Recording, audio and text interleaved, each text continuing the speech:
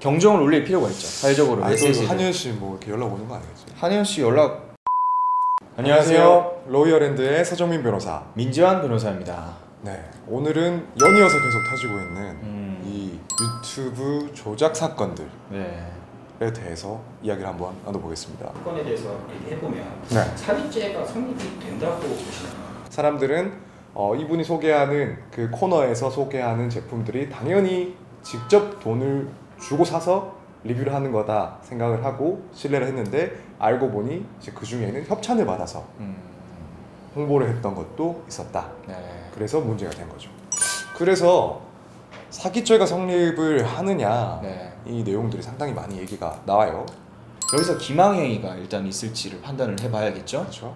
쉽게 말해서 속였냐, 속여서 피해를 입었냐, 그렇죠? 재산을 뭐 구매를 해서 손해를 입었느냐, 이제 이걸 밝혀야 되는 건데, 그 취득 경위나 자기가 그 소지를 하게 된 경위에 대해서 속인 거죠. 시청자들에게. 그렇죠. 기사들을 좀 봤는데 사기죄가 성립이 안 된다라는 기사들이 대부분이었어요.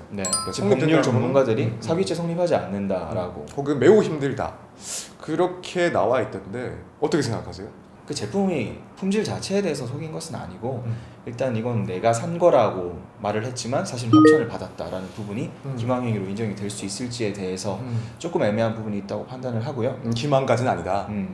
그리고 그 기망행위가 인정이 된다고 하더라도 그것을 보고 이 제품을 산 거냐, 에르메스 백을 이 한혜연 씨의 방송만을 보고 산 거냐, 아니면 내가 원래 사려고 했었는데 마침 이걸 보고 역시 살만하구나 믿고 한번 나 이거 사야 되겠다, 이 사람도 샀으니까, 그렇게 해서 처분을 했다라는 것에 대한 인과관계가 인정이 될 수 있느냐, 그걸 입증하기가 굉장히 어렵지 않나라는 생각이 들어서 많은 전문가들이 그렇게 이야기를 하고 있는 것 같아요. 제 생각도 크게 다르지는 않은데 뭐 확정적으로 된다 안 된다를 말할 수는 없고 조금 더 구체적인 법리 검토를 해보긴 해야 될 것 같아요. 저는 조금 달리 생각을 해요. 그러니까 물론 이게 사기죄가 성립이 돼서 처벌까지 이를 것이냐, 저도 당연히 여기에 대해서는 조금 힘들 수도 있다라고 생각을 하는데, 특히 이런 문제들, 유튜브 때문에 발생하는 문제들은 사실 이때까지 선례가 거의 없다라고 볼 수도 있는 상황이라서 좀 보수적으로 접근하지 않았나 생각을 하거든요.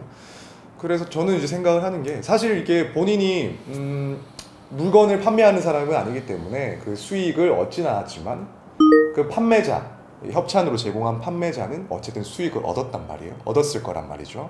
그러면은 제3자가 이득을 취득하게 되는 경우에도 사기죄는 성립할 수가 있어요. 그렇기 때문에 물건 판 사람이 아닌데 라는, 그렇기 때문에 사기죄가 안 된다, 이런 주장은 우선은 맞지 않다고 보고, 그리고 기망 관련해서 거짓말과 인과관계 관련해서 그냥 쉽게 생각해서 사람들이 화를 내는 이유가 뭔가, 내가 이 사람이 정말 직접 사서 후기를 말해주니까 이 사람 믿고 산 거잖아요. 협찬을 받은 거 알았다면 분명히 뭐 구매자가 100명이라면 그 중에 뭐 10명이든 뭐 50명이든 구매를 고민하고 안 했을 사람들이 있을 거란 말이에요. 그런 사람들은 한현 씨가 얘기를 하는 걸 듣고 그게 결정적인 구매 동기가 돼서 구매를 했을 거라고 보는데, 그러면은 이게 협찬 받았다는 사실을 말하지 않았다는 것, 그리고 그 내용도, 컨텐츠 내용도 내가 사서 내가 후기를 직접 사서 후기를 밝히는 내용인데, 그런 컨텐츠에서 아무런 협찬에 대한 내용 없이, 그런 고지 없이 설명을 했다?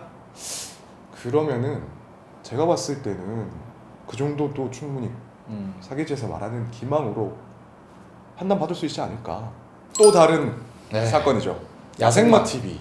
혹시 아세요? 30분 만에 테슬라 3가 방전이 돼서 레카 차량을 불렀다. 근데 만약에 내가 고속도로를 달리고 있던 도중에 이렇게 방전이 됐으면 어떤 일이 벌어졌겠느냐라는 취지로 이제 이야기를 했죠. 근데 문제는 이 그 레카 차량 탁송업체 홍보를 위한 영상이었다라는 그게 밝혀지면서 그래서 이제 주장 논란이 다시 나오게 된 거죠. 이런 걸 보면서 사실 이제 유튜브 관련된 뭐 조작 방송들, 주작 방송들에서 사기를 생각하는 분들이 꽤 많이 있어요. 아까 한혜연 씨 같은 경우에 이제 협찬을 받은 걸 거짓말한 건데, 지금 이 경우에는 어쨌든 뭐 협찬 이런 문제는 아니고 그 내용을 이제 조작을 했단 말이죠. 이 경우에도 이거 거짓말했기 때문에 사기죄가 아닌가 이렇게 생각하는 분들이 많이 있어요. 일반인의 상식으로는 거짓말하면 다 사기다 이렇게 생각하는 경우가 많잖아요. 일반인 비하는 좀. 아니 일반인 비하는 아니고 전문적인 법률가가 아니라면은 그 사기의 개념에 대해서 좀 오해하는 경우도 많다는 말씀이죠. 그래서 이거는 어쨌든 혹시나 궁금해하실까봐 이제 사기죄 되나 궁금해하실까봐 말씀을 드리자면 사실 이 영상을 통해서 본인이 얻게 되는 이익은 있죠. 이런 자극적인 영상을 통해서 조회수가 분명히 많이 나올 거고 그러면은 당연히 그 조회수에 따라서 비용을 수수료라고 하나요? 뭐 수익이죠. 방송 수익이죠. 네.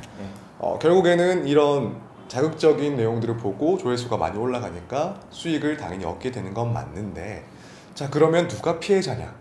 피해자가 사실상 없죠. 그렇죠. 왜냐하면 구독하는 사람들, 이 방송 시청하는 사람들은 그냥 돈 내고 보는 게 아니잖아요, 그렇죠? 이 야생마 TV라든가 뭐 그런 사람들한테 돈 내고 보는 게 아니고 그냥 보는 거예요.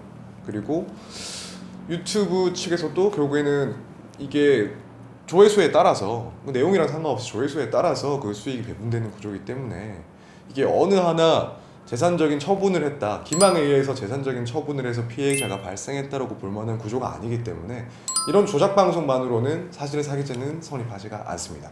뭐 테슬라 코리아 같은 경우에 그러면 사기죄 피해자가 아니냐라고 생각할 수 있지만은 사기죄의 피해자는 마찬가지로 아니죠.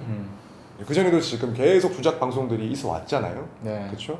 그래서 얘기들이 나오는데 사기죄는 성립하지 않는다. 알아두시면 좋을 것 같고 다만 아까 한혜연 씨 사건 같은 경우에는 어쨌든 수익을 보고 재산을 처분한 사람도 있고 그렇죠? 네. 또 수익자도 있고 협찬을 받았던 내용도 이제 지금 이런 사람들이랑 다르기 때문에 별도로 사기죄의 성립은 검토가 가능하다. 개별적인 상황에 따라서 검토가 충분히 가능하다. 네.